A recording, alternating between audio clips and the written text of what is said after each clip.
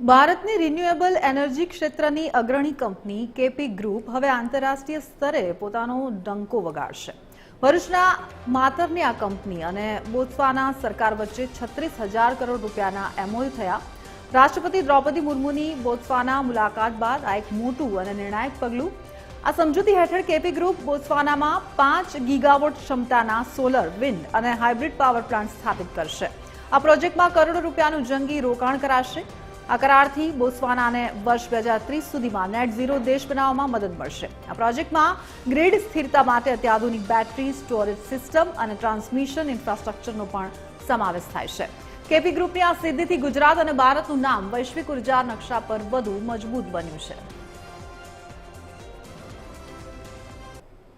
કીધું કે ઇરેડિયેશન એક તો વધારે છે, એની સાથે સાથે ત્યાં આગળ સેફટી બાકીના આફ્રિકા દેશો કરતાં વધારે છે અને ત્યાં 92% યુથ જે છે તે ભણેલું છે અથવા એજ્યુકેટેડ છે।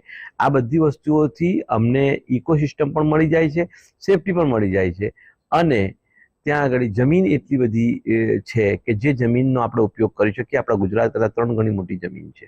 આપણે ઓલરેડી પીપી સવાણી યુનિવર્સિટીની અંદર અમારો સ્કોલરશિપનો પ્રોગ્રામ ચાલી રહ્યો છે અને તેમાં 92 વિદ્યાર્થીઓ આજની તારીખે રિન્યુએબલ એનર્જીના ગ્રેજ્યુએશન કરી રહ્યા છે પીપી સવાણી યુનિવર્સિટી કોસંબાની અંદર કોલેબોરેશનની સાથે।